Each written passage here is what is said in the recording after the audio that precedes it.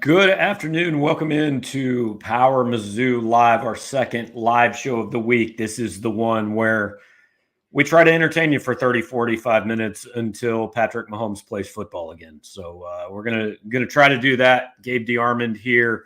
Jarod Hamilton now on the screen opposite me. In about 15 minutes, we're going to bring in Austin Lewis from GoMiddle.com to talk about the Middle Tennessee State Blue Raiders, Missouri's opponent at 6 p.m. on Saturday. It is on SEC Network Plus. I cannot explain to you how to use technology to watch SEC Network Plus. I cannot explain to you, if you have Spectrum or Charter or any of those cable systems, how to get it on TV. That's why we have Jarod here. Jarod, how do people watch the game, man? Your guess is as good as mine. Yeah. So, all right. Do want to invite you guys in comments, questions, whatever you got, throw them up. We'll get to them over the next 30, 45 minutes. Again, Monday night is kind of our review the week before on the State of the Tigers show. This Thursday afternoon, every week, we're going to talk to somebody who covers the opposing team now that we are past the University of South Dakota, because I did not go to the efforts of finding anybody that covered the Coyotes before that game. So, all right, man. Missouri has a starting quarterback. Everybody seems happy with it. I think everybody's on board. No argument. We will have no disagreement the rest of the season. Did I get that about right? Far from it, Gabe. Far from it. They're on, either side of the fence. And I think I heard you say this on Mizzou that too. It's just kind of, people who do not like Brady Cook and didn't want maybe to be the starter. And in a way, it feels like they're not mad that he's a starter, but they're mad their guy, which is Sam Horn, didn't get to be the starter. And so it kind of comes off on Cook. But if you guys seen the article I posted today, over his last, 7 games, Brady Cook has got 1,400 passing yards, like 450, 460 rushing yards, and 14 total touchdowns and no turnovers. He's a game manager. He's not going to win you the game outright, but he probably won't lose you the game either. And, for the most part, not every team can have a superstar, can't have Caleb Williams. So if you got something like this, it's not what you love, but it will, it will do.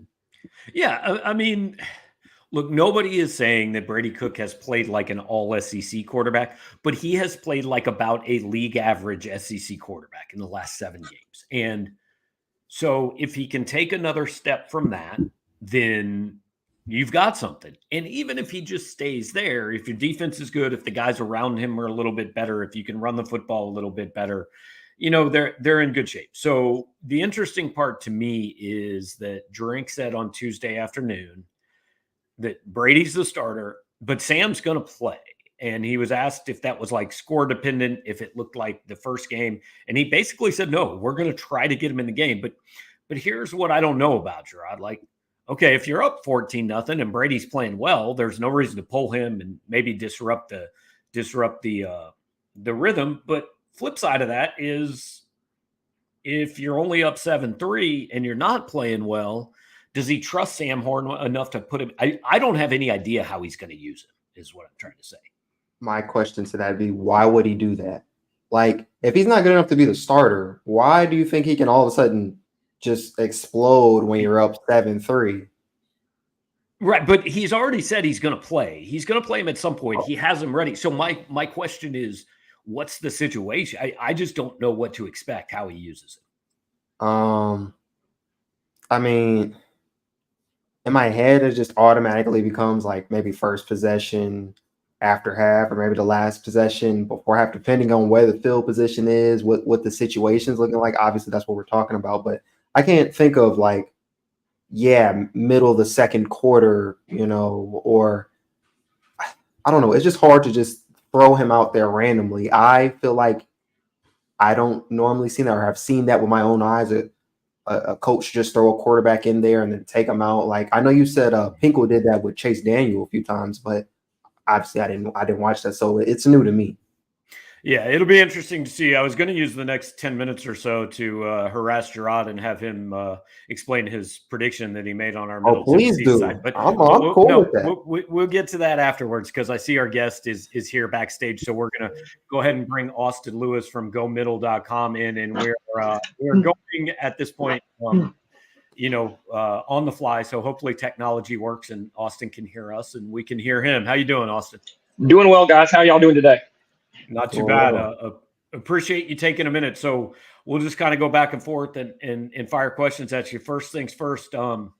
Middle Tennessee didn't really just ease into the season last week. They just went ahead and said, "All right, we want Bama," and it went the way a lot of teams go when they get Bama. That's the way things are going to go when you play Alabama. Nick Saban's always going to have his team ready to play.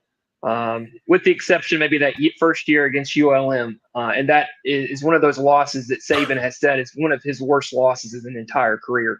And I'm pretty sure ever since that loss 15 years ago, he's told his teams about that loss as a motivating factor that it can happen to a school like Alabama. And every year that a G5 beats a Power 5 team, that's something Saban's going to bring up to his players.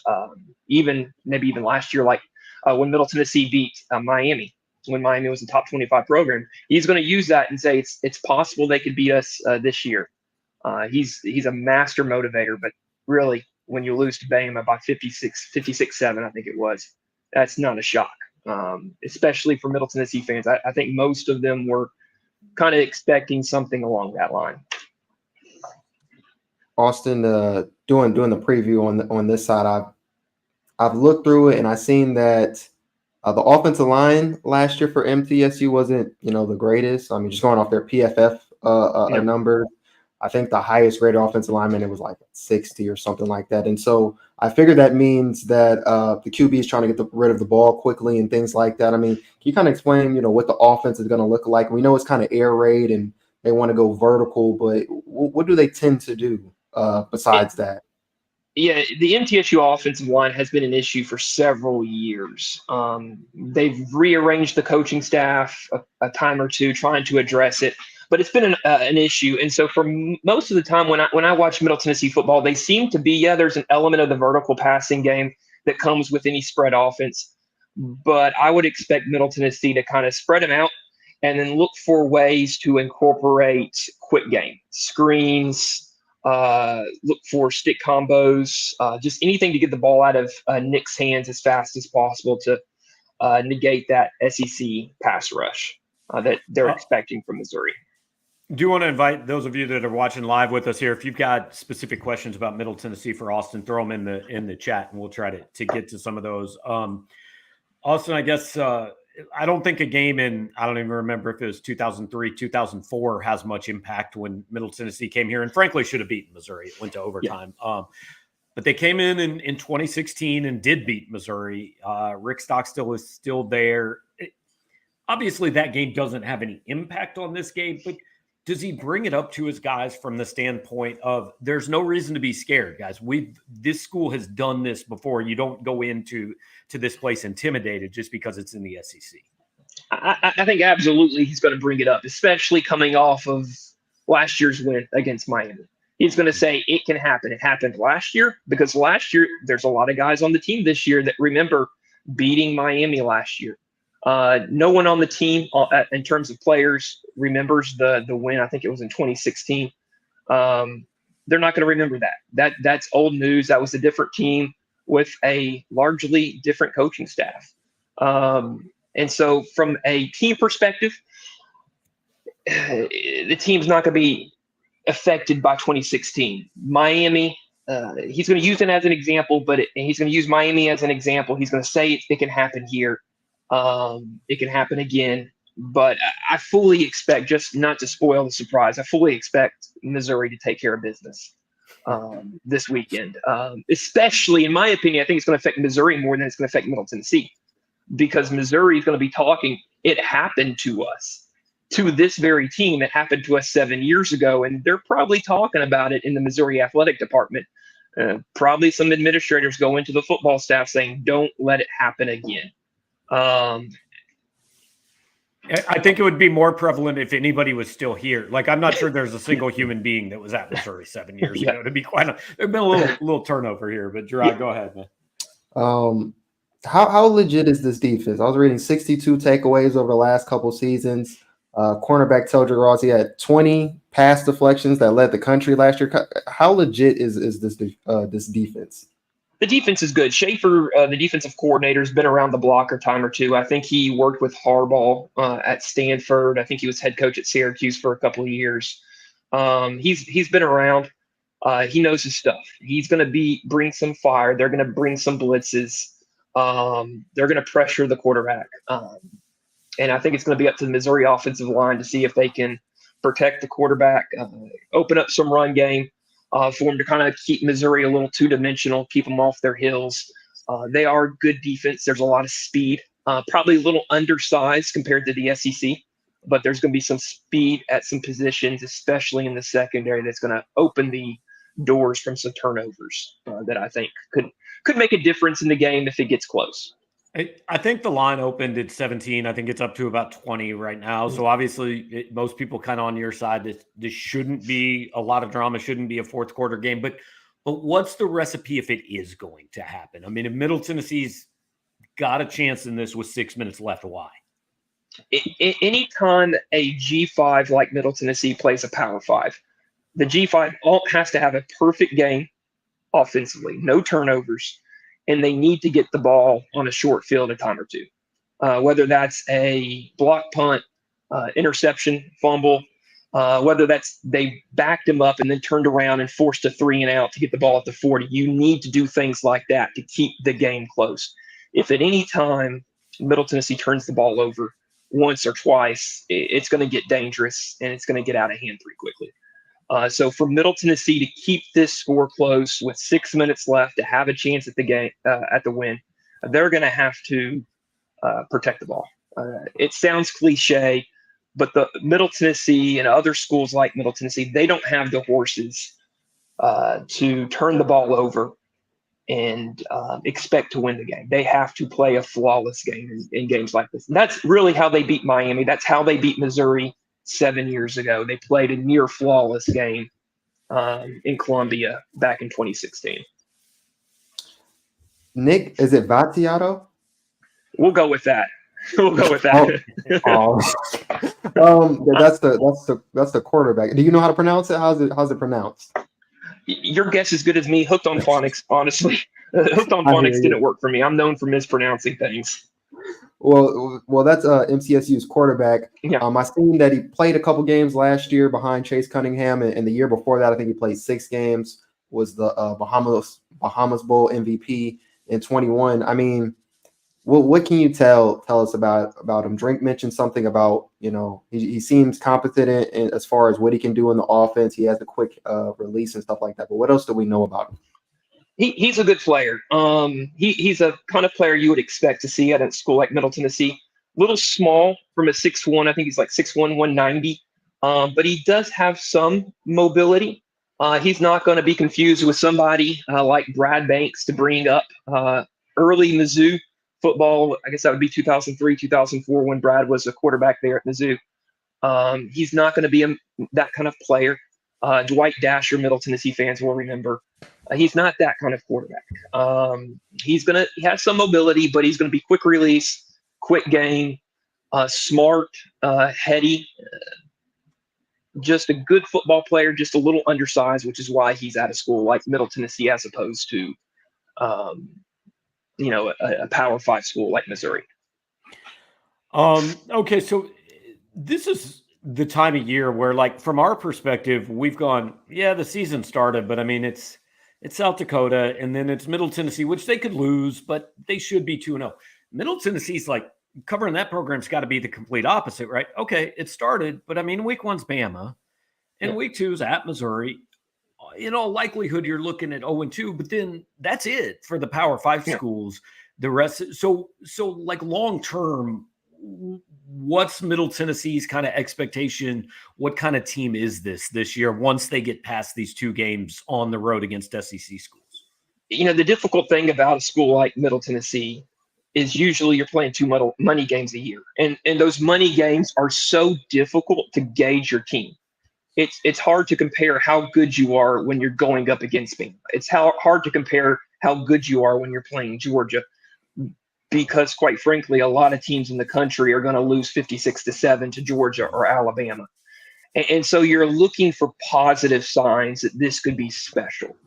Maybe you don't lose 38-10 to Missouri. Maybe the game's closer, like 38-21. And while you still lose by 17 points, you show promise. And so what you're looking for in this out-of-conference schedule, the first 4 or 5 games of the season for Middle Tennessee, is promise. Don't get embarrassed. Show growth with Alabama, Missouri, Colorado State, and I forgot the FCS opponent we're playing this year. You're looking to finish out of conference 2-2, and inter-conference play 2-2 with a shot with, let's be honest, it's Rick Stockstill. You're going to be plus or minus 6-6 every year with Rick Stockstill. You're going to be 7-5. You're going to be 5-7. You're going to be right around 6-6, which is something Middle Tennessee fans have come to expect, because most of them were Tennessee fans, Tennessee Titans fans, and if you're a Titans fan, you know Jeff Fisher was always good for 8-8. So Mr. 8-8, yeah, Mr. 8-8. We have 6-6 day here at Middle Tennessee. That's why Jeff Fisher can never get a job in the NFL now. They play 17 games. He can't go 8-8. He can't go 8-8. It's going to be 9-8, 8-9, and he's out. And so, with Middle Tennessee, you're trying to finish 2-2. You're trying to just go 500 and then see what happens in conference. I think their in-conference schedule this year is going to be a little difficult because Liberty's always going to be good. Western Kentucky's always going to be good. It's the rest of the new teams. They got 3 or 4 new teams in conference with the conference realignment that are unfamiliar to most Tennessee fans. That's going to make the difference in the rest of the season. Austin, how big of a role will special teams play? I know there's 7 guys on the roster who's blocked the kick. I think it was like 3 blocked field goals, 4 blocked punts. And then Missouri's Harrison Mevis, he missed 2 field goals last week, and a lot of people see him as a top 3 or 4 kicker in the country. So how big of an impact will special teams be on Saturday? Special teams always make a difference. Again, that's another cliche, but you get a block punt in there, you miss a field goal in there, you go down the field, and let's say Missouri holds Middle Tennessee in the red zone, and Middle Tennessee goes out there to kick a field goal to make it 7-3 in the first quarter, and the field goal gets missed. It's a 35-yarder. That kills momentum. That kills confidence, and that will affect future drives. And so a missed field goal, a block punt, either way will make a huge difference in this game. If not for the score, but the momentum swings within the game. Either way, if Missouri gets through and blocks a punt, blocks a field goal, and takes it for 6, that's gonna kill any momentum, any confidence at any point in the game for Middle Tennessee. All right, Austin, we're going to appreciate your time. We're going to get you out of here on this. We are frankly not used to having people that cover the opposing team come on and say, yeah, I don't expect this to be a win, because 2023 media is immediately, I'm going to support the team I cover, and they're going to win every single week. So give us kind of if you want to go with the specific score, how the game unfolds, whatever, just kind of tell us what you expect to see on Saturday. What I told the guys in our chat is I'm expecting something like 38-7, 38-14, with that last touchdown being a late score. I expect Missouri to handle business this weekend. I think Middle Tennessee will be able to move the ball between the 20s. It's when you get inside the red zone and the 30-yard range that Middle Tennessee will struggle, because they struggle to run the ball. And it's in the red zone where you need to have some threat of a consistent run game to get that short yardage situation. And so I think it's going to be 38-7, 38-14, 38-17, something like that. Missouri will take care of business, and Middle Tennessee will head into the rest of their conference schedule 0-2, but with a winnable next 2 games out of conference. All right. Well, Austin, appreciate your time, man. Thank you very much for educating us a little bit, and we'll let you go. Okay, guys. Y'all have a great day. All right. Thanks. That's Austin Lewis from GoMiddle.com. get to some of your guys' questions to wrap up here in a couple minutes. But Jarod, so the platform is yours for the next couple minutes. Yeah. So he just told us that like he thinks this is a 38-7 game. So yeah. So did he change your mind? A little, but not really. And the reason is because like the not really part is pretty sure Austin isn't watching all the Missouri games and seeing the games where Missouri is low, they have their lulls, they're missing field goals, they're throwing interceptions that shouldn't happen. I don't think, and that's not on him, obviously. I feel like a lot of people who are not locked into Missouri games do not anticipate that. I mean, we don't anticipate. I wasn't anticipating it last week when I predicted 50-6, and it ended up being 35-10, which was still a good win for Missouri. But also part of my prediction, which was 20-17, which is, of course, I know way too close for you guys, is it's more of a precautionary thing just because of those things that I just mentioned. And also, I need to see what the offense does versus a defense who doesn't come in from the first drive and basically say, we're just not going to give anything over the top. Like MTSU's defense is about being aggressive and just giving it a puncher's chance. South Dakota instantly went into prevent and actually helped Missouri by doing that because Missouri likes underneath stuff. They like to run. They like to do screens, all that stuff, which is that's their speed. That's Brady Cook's element. So I'm just interested to see that, and I'm taking more of a precautionary thing. 20-17 doesn't mean what I think Missouri is going to be a bad team for the year or whatever. It's just this game right here. All right, see, guys, Jarod is doing you a favor. He is giving Missouri a wake-up call. He is motivating the team with a close prediction. I'll be honest, I don't think this is a very close game. I think it's like a 3-touchdown game. But look, K-State is next week. There's a chance Missouri's looking ahead. I don't think this team's good enough to overlook anybody. I think if like even making that prediction, you understand if this game is 2017, like that's pretty bad news. Would you agree with that? Yes, in some aspects, but another thing is, again, we have to grade the team a little bit more on who they're facing on that day and not compare it to who they'll face down the line all the time. I feel like, and that includes myself. I do that too. I'm just saying, we always say, well, they should have did this. And yeah, that makes sense, but that doesn't mean the next game they can't beat Kansas State by, 10 or 14 points. At the same time, they could also lose to Kansas State like we're kind of assuming right now. So it's not always, what is the drink's favorite? It's progress isn't always linear. Right. And again, it's this week doesn't necessarily impact next week. I mean, we see it all the time. You could have a 20-17 game against Middle Tennessee and come out and light the world on fire against Kansas State.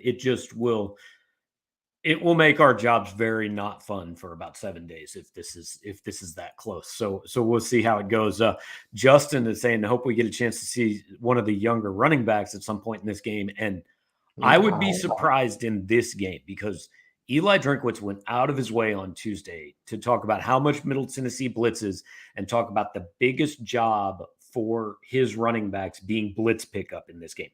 That tends to be the last thing a young running back picks up. Like, it's not that hard to take the ball and run with it and find the hole, right? If you can do that in high school, you can do that in college a lot of times. But pass blocking and not getting your quarterback killed is something that most coaches are not going to trust young running backs with. Correct. And every time there's when a Drink is talking about the running backs or when the running backs are talking about themselves, it always comes back to their pass pro. And the PFF grades for them was like Schrader 37 or 38 was his grade on pass blocking. And then Pete was maybe like 57, 58, something around there. So they're not great at that. They're undersized, by the way, when it comes to doing something like that, especially with a team that's being real aggressive in the blitzing. So you're not going to see a Jamal Roberts or anything like I wouldn't expect that. Because what you said, that's a young guy. That's something that's just a little bit different than just running the ball. And it'll be interesting to see if maybe the adjustment is maybe we see a little bit more of that 6-man line, or maybe a tight end stays to help and they put because we know Missouri's tight ends are not exactly huge threats in the passing game. So you might as well keep them in to help out with the blitz and see if the receivers can get open. David Carnell says, do you think Mizzou plays more dime against the air raid offense, or do they stay with the base 4-2-5? So I've got some thoughts on that, but we want to see what you think first.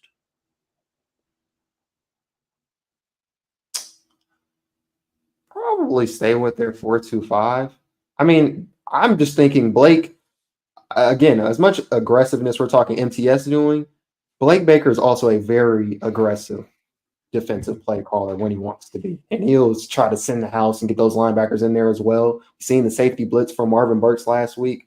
And if they're doing it a lot of short stuff, I think they have the linebackers and stuff who can, go out there and cover that stuff. They've got the guys. I don't think they need to change too much for it. I don't know if they'll be able to get those deep passes off because of that bad offensive line, as I was talking about earlier.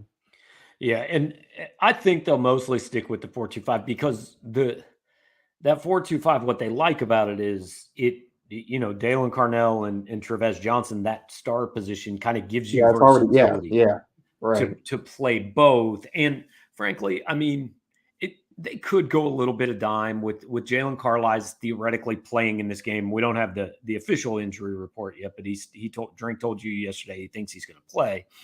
Mm-hmm. And frankly, whoever Chad Bailey's backup is in this game, whether it's Chuck Hicks or Damian Wilson, like that guy ought to be able to cover the Middle Tennessee State tight end. He just should. I don't know who it is, but he should be able to cover that guy. If he's an SEC linebacker, he should be able to cover a CUSA tight end. You're right. So let me see. Not seeing a lot of the younger guys on the field on offense or defense seems odd that you have a lot of guys not coming back next year, but you're not giving the younger guys reps.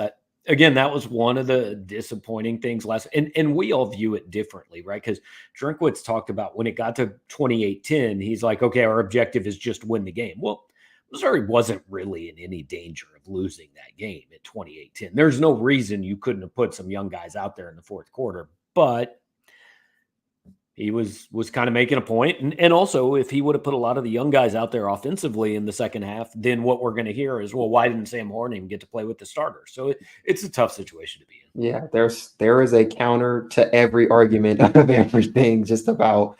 But I do get it. And, maybe in some early downs or something, maybe we do see a Jamal Roberts or something. Or, I don't know why they would get it over Schrader, though, based off, what he's shown the last year in a game and the game he had last week. But, maybe there's a situation where they see something they like. Jamal Roberts is the biggest back of the scholarship guys, the top four. So there could be a situation for him. But again, pass blocking and what they're going to be trying to do, it's probably not the situation for him. Yeah, finish up with just some kind of around college football SEC talk. Saw an early line on Mizzou, Kansas State, K-State by a point. That seemed lower than I expected. I thought it would be K-State by 3.5 or 4. Oh, okay. Yeah, I thought it was 4. I mean, lines are so funny because it's just, who did they play last week? It was like SEMO, or who did they play? Okay, SEMO.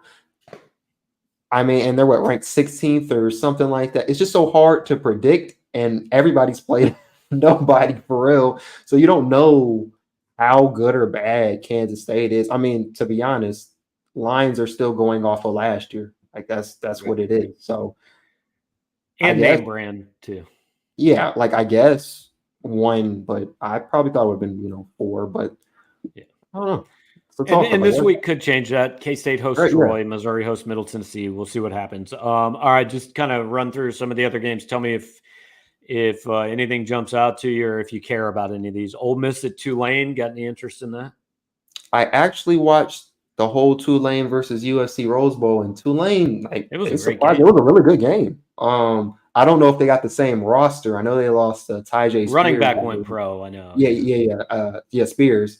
But I don't really know too much. I'm not going to act like I keep up too much with Tulane, but that's a pretty good matchup. What time is that? Is that like a early window game? That's a 2:30 game. It's a pretty good game. I don't know. Maybe that's something I can watch part of before I come down to the stadium. Also 2:30, A&M Miami. That one intrigue you at all?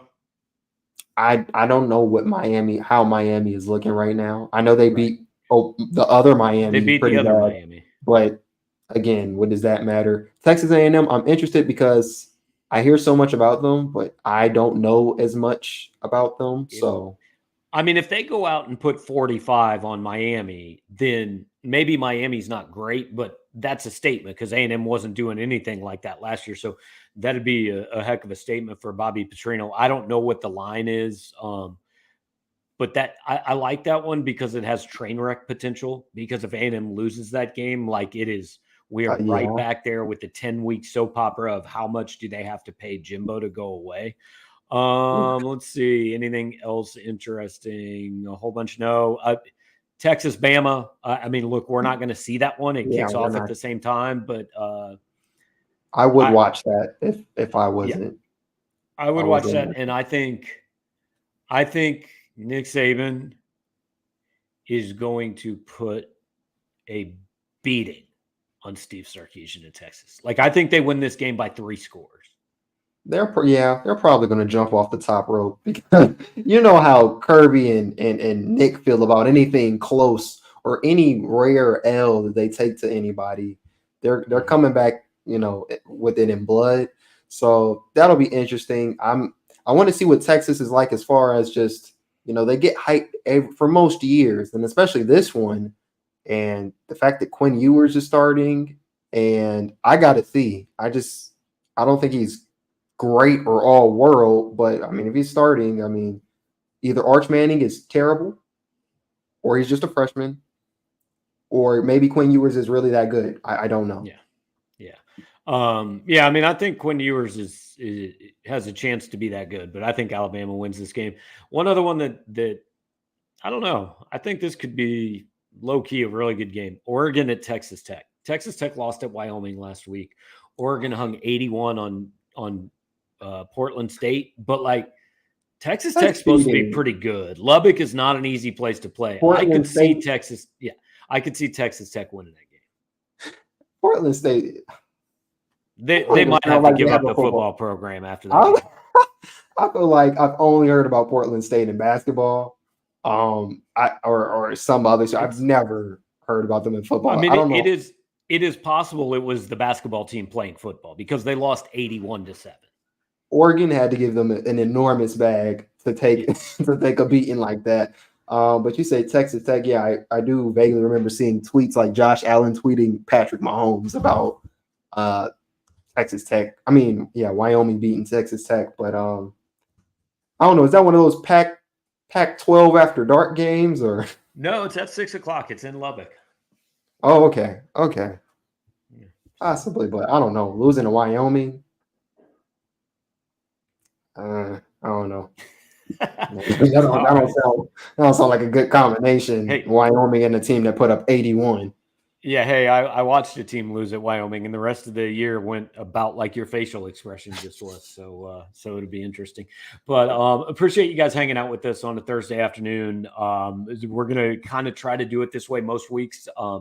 Monday nights we'll do kind of the look back live show in the state of the Tigers, and then Thursday afternoon we'll take a look ahead, preview that week's matchup, talk about a few other games in college football and things like that. So times could move around a little bit, especially maybe in weeks where the Chiefs play on Monday nights, not Thursday nights. We might have to shift some things around, but hopefully we have filled a little bit of your time leading up to the start of the NFL season.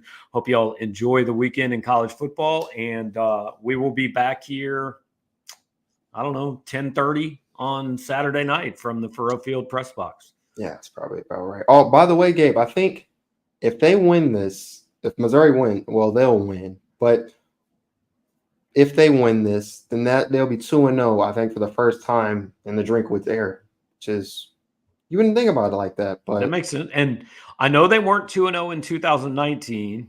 And I know they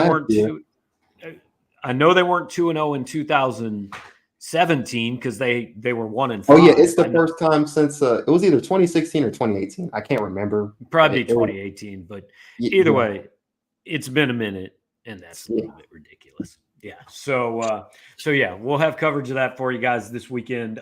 Chamber tomorrow morning all kinds of stuff. Predictions officially on the site. Jarod has, 36 hours to see if he's sticking with his guns. And you can wait 36 hours to find out what my score is. It's just Missouri by more than 3.